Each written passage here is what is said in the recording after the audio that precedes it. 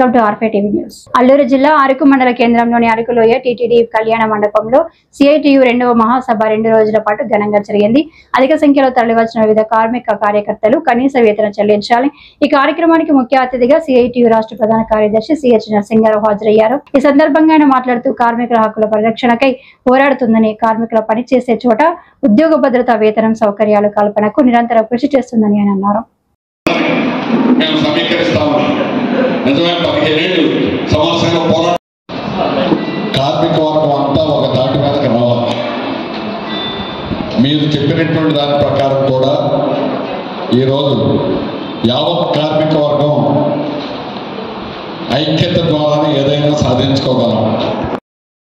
మనం కార్మిక వర్గంగా ఎదుర్కొన్నటువంటి సమస్యల్ని నిరంతరం మనం పరిష్కారం చేసుకోవాలి. అందుకే మనం చేసినటువంటి పోరాటాలన్నీ మహత్తరమైనటువంటి పోరాటాలు, ఒక్కొక్కటి చారిత్రాత్మక పోరాటాలు.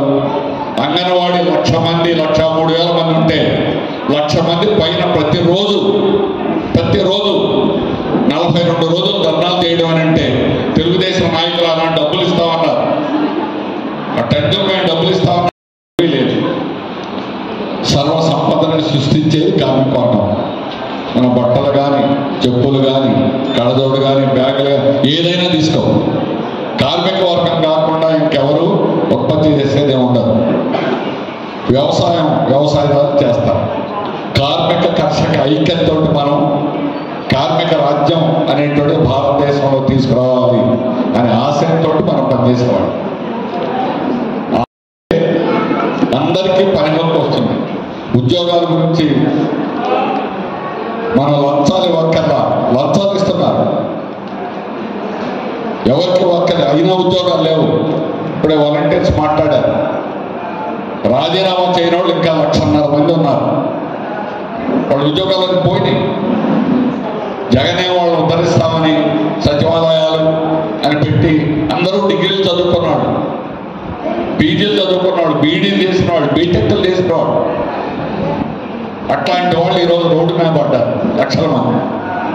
లేదు, పని చేస్తున్నటువంటి మీ పరిస్థితి ఏంటో మనం చూస్తున్నాం. సోషలిజంలో అలా ఉండదు. అందరికీ పని ఉంటుంది. పని హక్కు అనేది రాజ్యాంగబద్ధం. అందరికీ ఉచితంగా విద్య, అందరికీ ఉచితంగా వైద్యం, ప్రతి ఒక్కరికి ఇల్లు. అది మన ఆశయం. దాన్ని సాధించడానికి మన తరం బాధలు పడ్డా, కష్టాలు పడ్డా, భవిష్యత్ తరాలు బాధలు పడకుండా ఉండాలని ఆశయం సాధించేదానికి నిరంతరం పనిచేసేటువంటి సంస్థ సిఐటి. వాడు 5 ఏళ్ళు ఏ పని చేస్తే ప్రభుత్వం చేశారు. ఈరోజు మీ ప్రభుత్వాలు మారితే వాలంటీర్లకు అన్యాయం చేయడం అనేటువంటి తప్పు. వాలంటీర్లకు న్యాయం చేయాలి. చేయకపోతే వాలంటీర్ల తరఫున రాష్ట్ర వ్యాప్తంగా ఉద్యమం చేస్తామని రాష్ట్ర ప్రభుత్వాన్ని హెచ్చరిస్తున్నారు. అభివృద్ధికి, ఉపాధి పెంపుకి మూలం టూరిజాన్ని అభివృద్ధి చేస్తామని చెప్తున్నారు. కానీ ప్రైవేట్కి ఇస్తే టూరిజం అభివృద్ధి అవ్వదు. పేదల పొట్టలు కొడతారు. అక్కడ ఉద్యోగాలు ఉండవు. ఉద్యోగాల్లో దోపిడీ ఉంటుంది, పర్మనెంట్ ఉండదు. అందువల్ల 100ల కోట్ల ఖర్చు పెట్టి ప్రభుత్వం 25 ఏళ్ల నుంచి నిర్మించినటువంటి గెస్ట్ హౌస్ని ప్రైవేట్ వాళ్ళకి ఇస్తారా, లీజులకి ఇస్తారా, వాళ్ళ దగ్గర లంచాలు తీసుకుంటారా? కమిషన్ల కోసం కక్కుర్తిపడి ఈరోజు ప్రైవేటీకరణ అని చెప్తున్నారు. ఇది పచ్చి మోసం.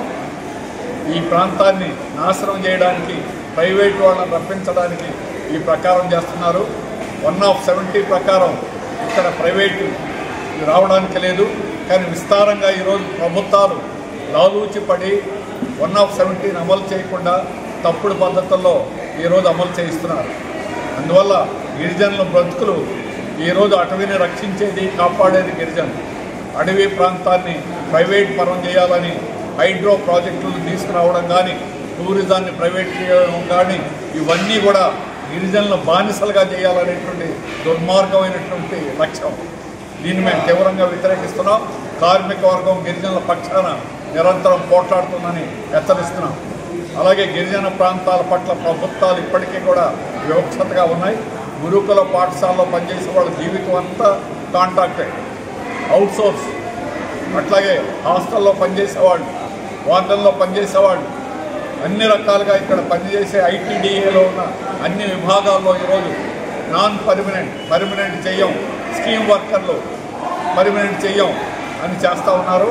ఈరోజు స్కీమ్ వర్కర్లని ఎందుకు రెగ్యులరైజ్ చేయరు అని అడుగుతున్నాం. వాళ్ళు కార్మికులను సుప్రీంకోర్టు తీర్పించింది, కానీ వాళ్ళని కార్మికులుగా గుర్తించడం లేదు, కార్మికులుగా జీతాలు ఇవ్వడం లేదు, కార్మికులుగా ప్రావిడెంట్ ఫండ్ కానీ గ్రాట్యుటీ కానీ ఈఎస్ఐ కానీ లేదు. ఈఎస్ఐ లక్షల మంది కార్మికులు ఉన్నారు ఇక్కడ.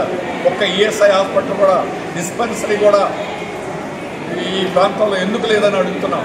మీ కార్మికుల సంక్షేమం పట్టదా? కార్మికుల గురించి పట్టించుకోరా? ఖచ్చితంగా చట్టంలో 240 రోజులు పనిచేస్తే వాళ్ళని పర్మనెంట్ చేయాలని ఉంది. మీరందరినీ ఈరోజు డైలీ వేజో, కాంట్రాక్ట్ అవుట్సోర్సో, బదిలీయో, పీస్ రేటో, తప్పుడు పేర్లన్నీ పెట్టి ఈరోజు బానిసలుగా పనిచేయించుకోవాలనుకుంటున్నారు. అందుకే కార్మిక వర్గం నాన్ పర్మనెంట్ అనేవాళ్ళు మొత్తం కలిసి తిరుగుబాటు చేయబోతున్నారు. ఈ ప్రభుత్వ విధానం మీద తిరుగుబాటు చేస్తాం. సిహెచ్డబ్ల్యూ ఇన్నేళ్ల నుంచి రిటైర్ అవుతున్నారు, కానీ వాళ్ళకి ఇచ్చే జీతం 4,000. ఆశా వర్కర్లు ఏ పనులు చేస్తారో 100% అదే పనులు చేస్తారు. సిహెచ్డబ్ల్యూ రంపచోడవరంలో సిహెచ్డబ్ల్యూ అంతా ఆశా వర్కర్లు అయిపోయారు. ఏ అల్లూరు జిల్లాలో చేసిన పొరపాటు ఏమిటి? ఈ ప్రాంతంలో చేసిన సిహెచ్డబ్ల్యూ నేరం ఏంటి? వాళ్ళు ఎన్ని సంవత్సరాలు అయింది?